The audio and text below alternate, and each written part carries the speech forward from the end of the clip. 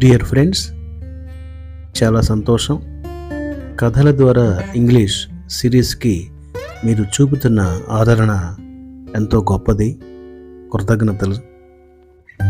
ఈరోజు 4వ కథగా మీ ముందుకు వచ్చింది. మీరు చిన్నప్పుడు తెలుసుకున్న అందని ద్రాక్ష పళ్ళు పులుపు అనేటటువంటి నక్క కథ. కథా విషయం మీకు తెలిసిందే అయినా అది అంత ముఖ్యం కాదు కదా. ఈ కథ ఆధారంగా మనం నేర్చుకోవలసిన ఇంగ్లీషు ఎంతో ఉంది. అందుకే ఈ వీడియో లెంగ్త్ కూడా కాస్త ఎక్కువగానే ఉంది. సో మరి వీడియోలోకి మీ అందరికీ కూడా హృదయపూర్వక స్వాగతం.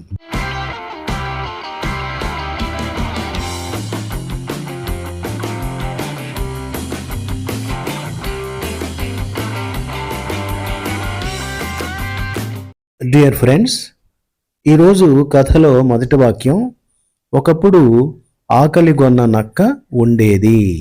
ఒకప్పుడు ఆకలిగొన్న నక్క ఉండేది. ఈ మొదటి వాక్యం అన్ని కథలలో కామన్గా ఉండేది. ఈ వాక్య నిర్మాణం ఆల్రెడీ గత కథలలో చెప్పుకున్నాం కాబట్టి కాస్త త్వరగా ముగిద్దాం. ఓకే, ఇప్పుడు వాక్యంలోకి వెళ్ళిపోతే, ఒకప్పుడు వన్స్ అపాన్ ఏ టైం, ఆకలిగొన్న నక్క, ఏ హంగ్రీ ఫాక్స్, ఉండేది, వజ్. ఈ హంగ్రీ ఫాక్స్ని మనం క్రొత్తగా పరిచయం చేస్తున్నాం కాబట్టి దేర్ అనేటటువంటి గ్రామటికల్ సబ్జెక్టును వాడాం. సో వాక్యం గమనిస్తే, ఒకప్పుడు ఆకలిగొన్న నక్క ఉండేది అంటే once upon a time there was a hungry fox. Once upon a time there was a hungry fox. ఇక్కడ ఏ అనేటటువంటి ఇండెఫినిట్ ఆర్టికల్ ఎందుకు వచ్చింది? మనకి ఇండెఫినిట్ ఆర్టికల్స్ ఏ, యాన్ రెండు ఉన్నాయి కదా. ఒక అనే అర్థంతో ఏ మరియు యాన్ అనేటటువంటి ఇండెఫినిట్ ఆర్టికల్స్లో ఇక్కడ ఏ అనేటటువంటి ఆర్టికల్ ఎందుకు వాడాం? మీరు గత కథలలో మీరు గమనించారా? హంగ్రీ అనేటటువంటిది హల్లు శబ్దం కనుక ఏ అనేటటువంటి ఆర్టికల్ వాడాం. అదే అచ్చు శబ్దం అయితే యాన్ వాడి ఉండేవాళ్ళము. ఈ విధంగా మీరు గతంలో చెప్పిన వాటిని మరలా మనం చెప్పుకోం కాబట్టి మీరు గత కథల్ని మీరు జాగ్రత్తగా పరిశీలించిన తర్వాతే ఈ కథను మీరు చూడండి. ఓకే, ఇప్పుడు రెండో వాక్యం చూద్దాం. అతను ఆహారం కోసం అడవి చుట్టూ తిరిగాడు. అతను ఆహారం కోసం అడవి చుట్టూ తిరిగాడు. ఇక్కడ మీకు ఒక డౌట్ రావచ్చు, నక్కను అతను అని సంబోధిస్తారేమిటి అని. In English it's common to use personal pronouns like he or she for animals in fables. ఈ ఫేబుల్స్ అంటే నీతి కథలు. ఈ కథలలో మనం జంతువులైనప్పటికీ కూడా వాటికి మానవ లక్షణాలను ఆపాదించుకుంటాం కాబట్టి లింగభేదం తెలిస్తే గనక అతను లేదా ఆమె అని సంబోధించడం సంప్రదాయంగా వస్తుందన్నమాట. మీకు ఇబ్బంది అనిపిస్తే అతను ఆహారం కోసం అడవి చుట్టూ తిరిగాడు బదులు అది ఆహారం కోసం అడవి చుట్టూ తిరిగింది అని మీరు భావించండి. కానీ విషయం తెలుసుకోవటం ముఖ్యం. ఎందుకంటే మీరు ఇంగ్లీషు కథలు చదివేటప్పుడు ఈ పర్సనల్ ప్రొనౌన్స్ యూసేజీ అప్పుడు డౌట్ రాకుండా ఉంటుంది. ఓకే, ఇప్పుడు వొకాబులరీ చూద్దాం. అతను ఆహారం కోసం అడవి చుట్టూ తిరిగాడు, సంచరించాడు, వాండర్డ్, చుట్టూ, అరౌండ్, అడవి, ఫారెస్ట్, ఆహారం, ఫుడ్. ఇప్పుడు వాక్యం చూద్దాం. అతను ఆహారం కోసం అడవి చుట్టూ తిరిగాడు.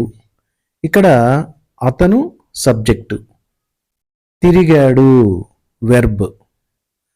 ముందు సబ్జెక్ట్ తర్వాత వెర్బ్ రావాలి కాబట్టి హీ వాండర్డ్. ఎక్కడ తిరిగాడు? అడవి చుట్టూ, అరౌండ్ ద ఫారెస్ట్. దేనికోసం?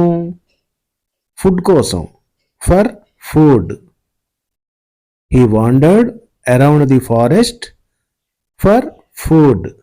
కానీ ఈ ఫర్ స్థానంలో లుకింగ్ ఫర్ అనేటటువంటి ఫ్రేజల్ వెర్బ్ ఇక్కడ పెట్టవలసి ఉంటుంది. ఈ wandered around the forest looking for food. మనం చెప్పుకున్నాం కదా, తెలుగును ఇంగ్లీష్లోకి మార్చేటప్పుడు తెలుగులో ఉన్న కొన్ని పదాలను ఒమిట్ చేయాల్సి ఉంటుంది. అలాగే లేని కొన్నింటిని తీసుకోవాల్సి ఉంటుంది. లుకింగ్ ఫర్ అంటే వెతుకుట, వెతుకుతూ. ఇది మన తెలుగు వాక్యం. అతను ఆహారం కోసం అడవి చుట్టూ తిరిగాడు దీనిలో లేదు, అయినా సరే మనం తీసుకుందాం. అప్పుడు ఏమవుతుందంటే ఈ wandered around the forest looking for food. అలాగని ఒట్టి ఫర్ ఫుడ్ అని పెట్టినా కానీ ప్రమాదం ఏమి లేదు. కానీ ఈ లుకింగ్ ఫర్ ఉండటం వల్ల ఈ వాక్యం కొంత పాలిష్డ్గా కనిపిస్తుంది అనమాట. He wandered around the forest looking for food. నక్క అడవి చుట్టూ ఆహారం వెతుకుతూ తిరిగింది అని మనం ఫైనల్గా అర్థం చేసుకుంటాం. పనిలో పనిగా ఈ వాక్యంలో వచ్చిన వెర్బ్ యొక్క యూసేజ్ కూడా చూద్దాం. దీనిలో వచ్చిన మెయిన్ వెర్బ్ వాండర్డ్.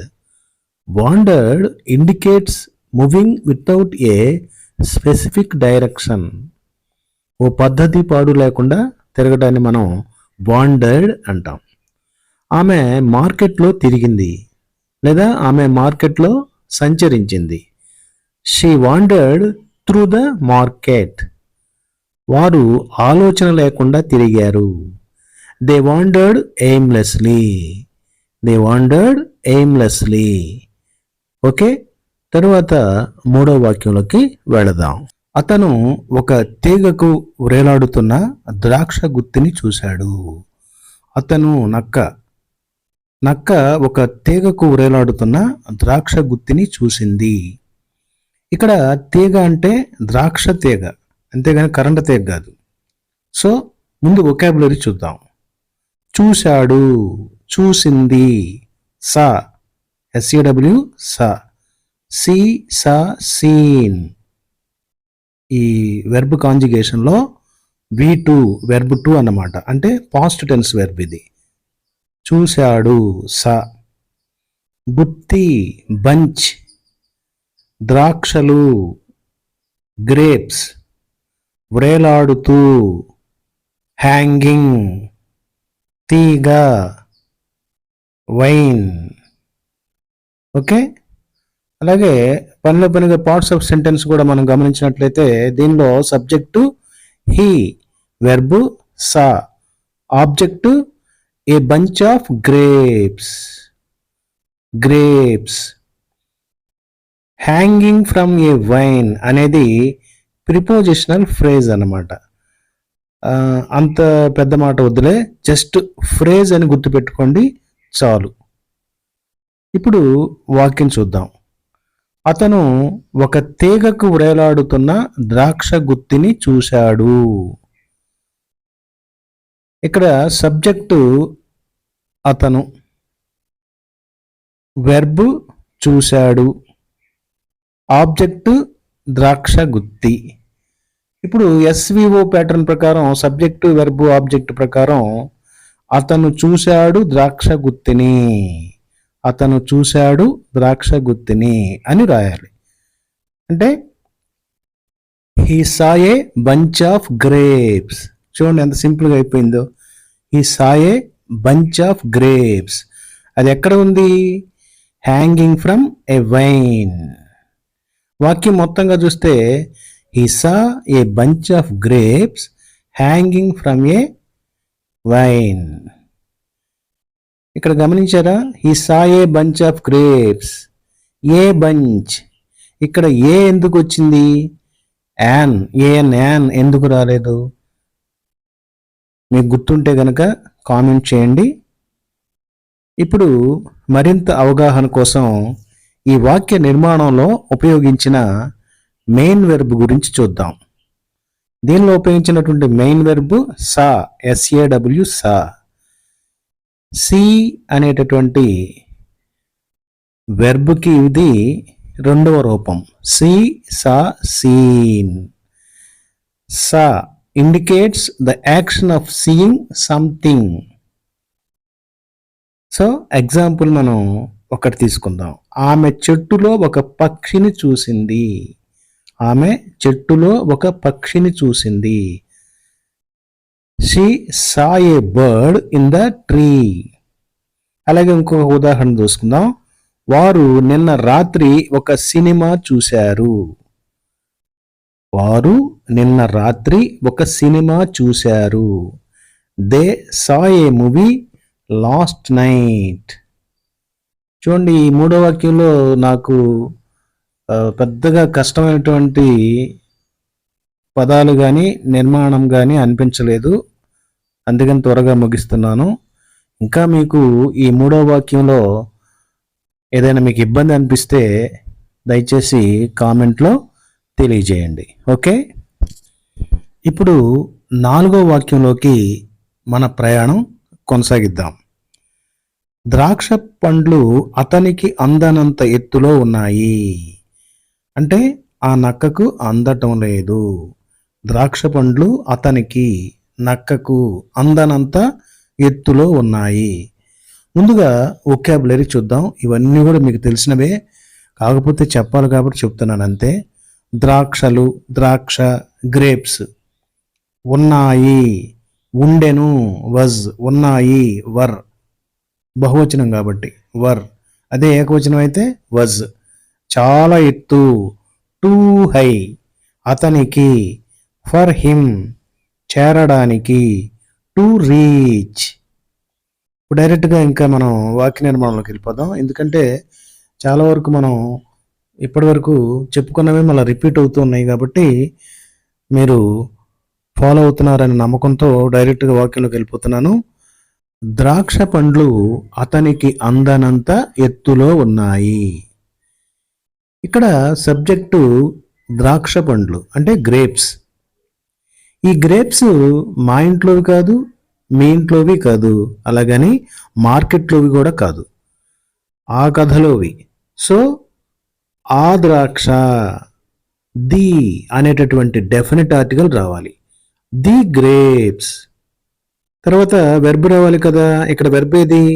ఉన్నాయి, ఎత్తులో ఉన్నాయి. ఇంతకుముందు చెప్పుకున్నాం వర్ అనేటటువంటి వెర్బ్ ఇక్కడ ఉపయోగించాలి అని. అంటే ఇప్పుడు చెప్పండి వాక్యం ఇంతవరకు. The grapes were. The grapes were ఎక్కడున్నాయి? చాలా ఎత్తులో. Two high. టూ హై ఎవరికి? నాకు అందొచ్చు కదా. అతనికి అంటే ఆ నక్కకు అందనంత, ఆ నక్క చేరుకోలేనంత. For him to reach. ఇప్పుడు మొత్తం వాక్యం చూడండి. The grapes were too high for him to reach. ఇక్కడ చిన్నప్పుడు మీరు నేర్చుకున్న టూ టూ పదప్రయోగం గుర్తు తెచ్చుకోండి. సరే, నేనే గుర్తు చేస్తాను. టూ టూ, TO2 పదప్రయోగం గురించి చూద్దాం.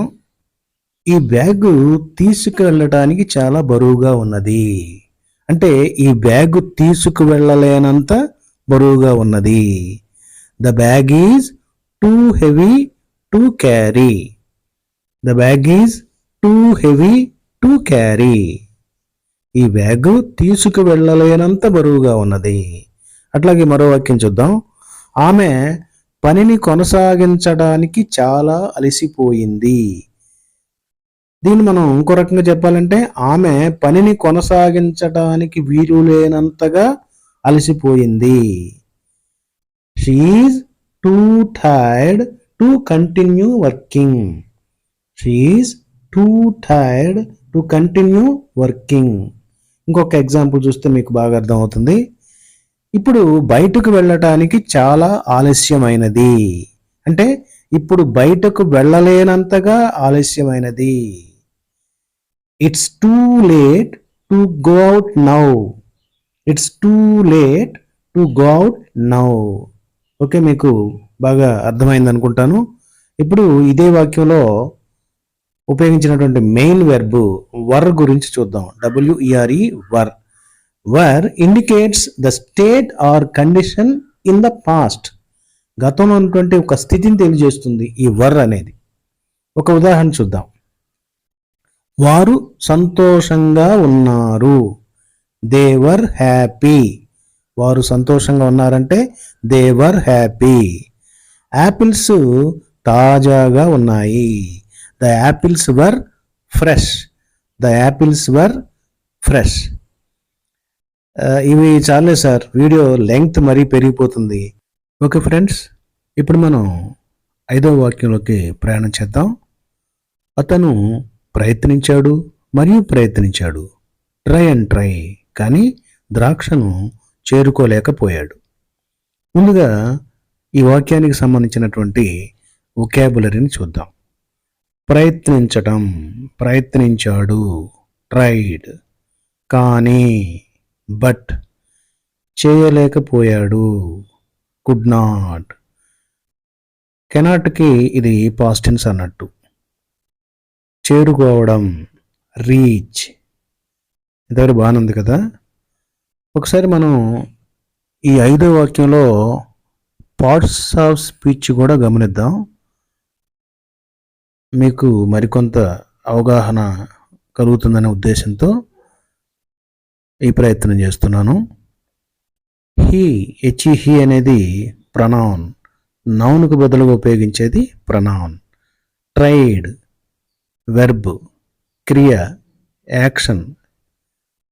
అండ్ కంజంక్షన్ అంటే సముచ్చయము, అంటే 2 సంఘటనలను కలిపేది. ట్రైడ్ వెర్బ్, క్రియ. బట్ కంజంక్షన్, ఇది కూడా సముచ్చయము తెలుగులో. కుడ్, ఇది మోడల్ వెర్బ్ అంటాం. Can, could, may, might, will, would, shall, should, ఇవన్నీ కూడా బేసిక్స్లో మనం నేర్చుకోవాల్సినటువంటి మోడల్ వెర్బ్స్ అన్నమాట. నాట్, కాదు, యాడ్ వెర్బ్ ఇది. రీచ్, చేరుకోవటం కూడా వెర్బ్. ది అనేది డెఫినెట్ ఆర్టికల్. మనకి ఏ, యాన్ అనేవి ఇండెఫినెట్ ఆర్టికల్స్. గ్రేప్స్ అనేది నామవాచకం, నౌన్. అలాగే పార్ట్స్ ఆఫ్ సెంటెన్స్ను కూడా గమనిస్తే దీంట్లో సబ్జెక్ట్ వచ్చేసి హీ. అలాగే వెర్బ్స్ ట్రైడ్ అవుతుంది, మోడల్ వెర్బ్ కూడా ఉంది కదా కుడ్ అనేది. ఈ మొత్తంగా కుడ్ నాట్ రీచ్, చేరుకోలేకపోవటం, ఇది కూడా వెర్బే.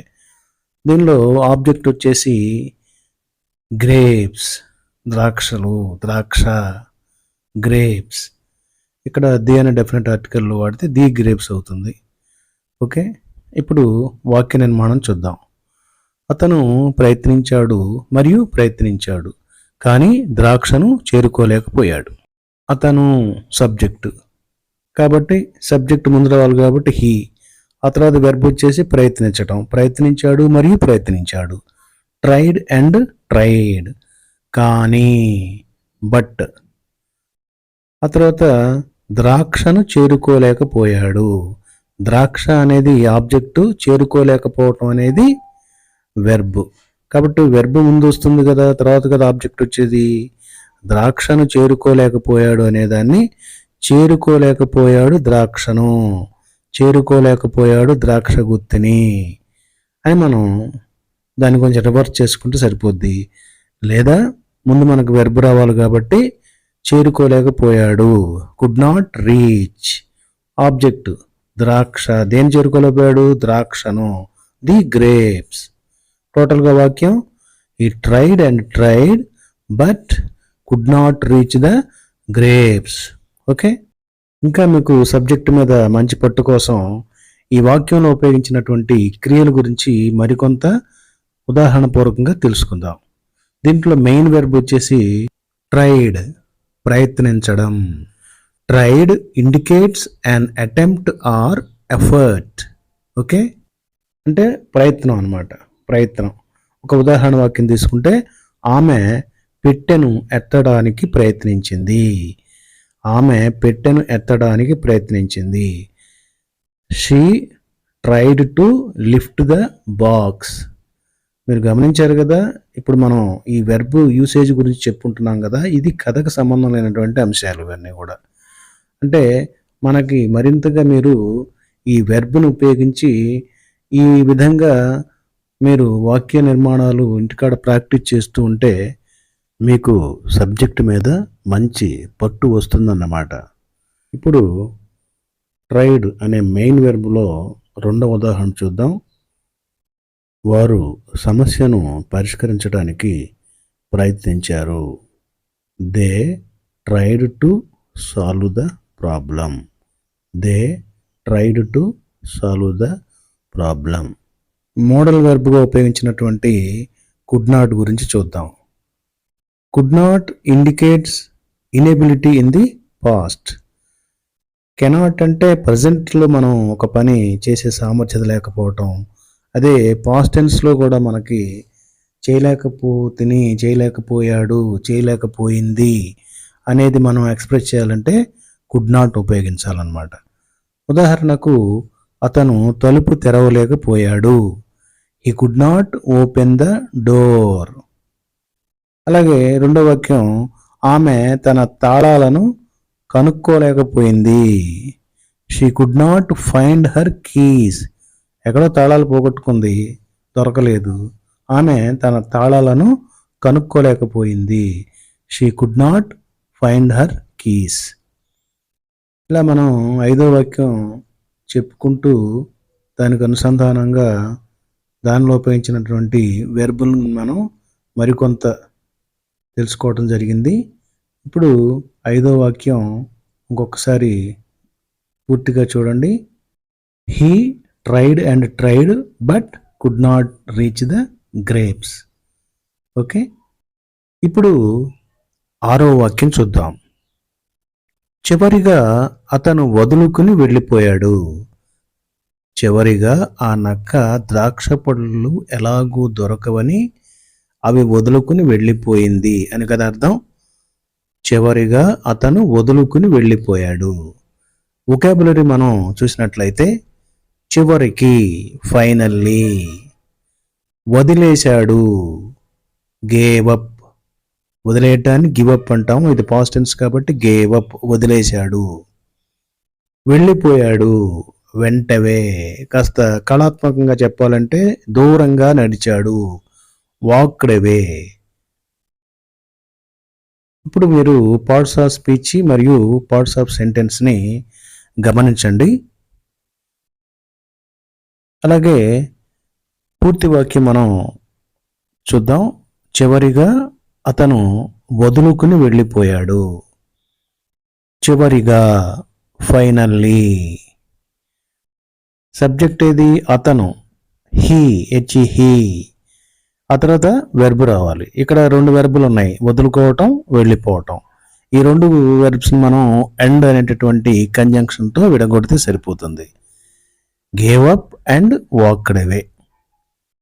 సో పూర్తి వాక్యం, finally he gave up and walked అవే.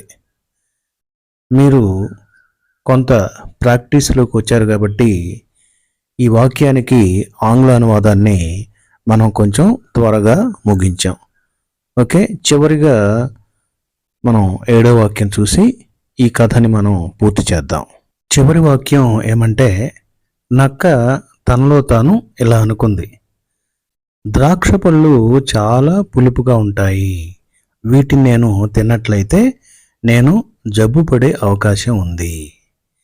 ద్రాక్ష పళ్ళు చాలా పులుపుగా ఉంటాయి. వీటిని నేను తిన్నట్లయితే నేను జబ్బు పడే అవకాశం ఉంది.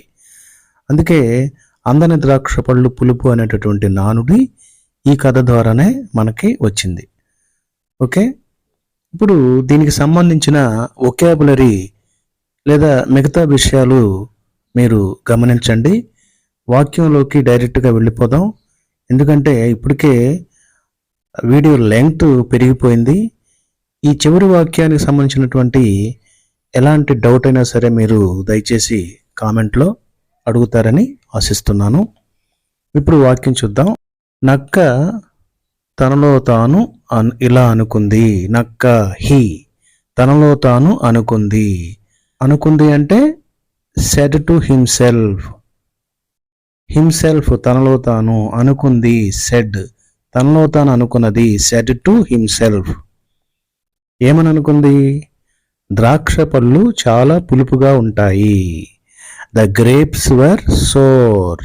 The grapes were sour.